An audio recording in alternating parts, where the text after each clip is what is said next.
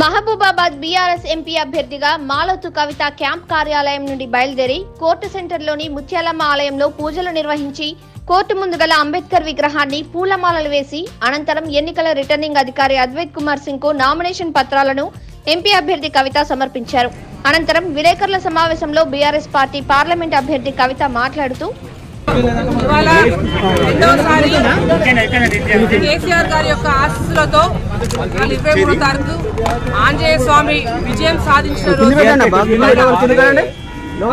కార్యకర్తలతో మరియు మా సంబంధించిన 7 నియోజకవర్గాల ఇన్ఛార్జ్లతో కూడా ఇవాళ నామినేషన్ బీఆర్ఎస్ పార్టీ తరఫున నామినేషన్ వేయడం జరిగింది.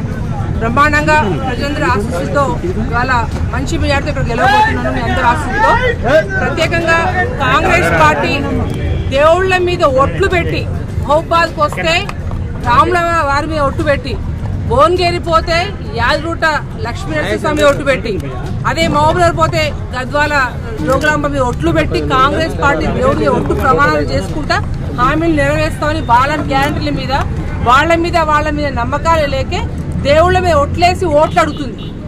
బీజేపీ పార్టీ అయితే దేవుడు పేరు చెప్పి మరి ఓట్లు అడుగుతుంది. కానీ బీఆర్ఎస్ పార్టీ కేసీఆర్ గారి యొక్క నాయకత్వంలో మేము మాత్రం ప్రజలు దేవుడు రైతన్నల తరపున రైతులను నమ్ముకొని భగవంతుని ఆశీస్సులతో ఇవాళ యావత్ తెలంగాణ రాష్ట్రంలో ఉన్న ప్రజలందరూ మరి ప్రత్యేకంగా మహబూబాబాద్ పార్లమెంట్ లో ఉన్న 7 నియోజకవర్గంలో ఉన్న ప్రతి ఒక్క ప్రజల యొక్క ఆశీస్సులతో బీఆర్ఎస్ పార్టీ ఇవాళ మీ అందరూ ప్రత్యేకంగా వారే మాకు పెద్ద బలము, మాకు ధైర్యం, వారి ద్వారా మేము ఓట్లు అడుగుతా ఉన్నాం. అందుకే అడుగుతా ఉన్నా, మీ ఆడబిడ్డగా మహబూబాబాద్ పార్లమెంట్ లో ఉన్న ప్రతి ఒక్క ఓటర్ మహాశయులకు మీ ఆడబిడ్డగా మహిళగా నేను వస్తా ఉన్నాను. మీ అందరూ దీవించండి, నిండు మనసు ఆశీర్వదించండి. ఖచ్చితంగా రేపు మే 13వ తారీఖు జరగబోయే ఎలక్షన్స్ లో పూర్తి స్థాయిగా ఆశీర్వదించాలని ప్రశ్నించే గొంతుకైన మీ ఆడబిడ్డైన కవిత కారు గుర్తు ఓటేసి గెలిపించాలి. మంచి మెజార్టీతో గెలవబోతున్నారని పూర్తి విశ్వాసంతో తెలియజేస్తా ఉన్నాను.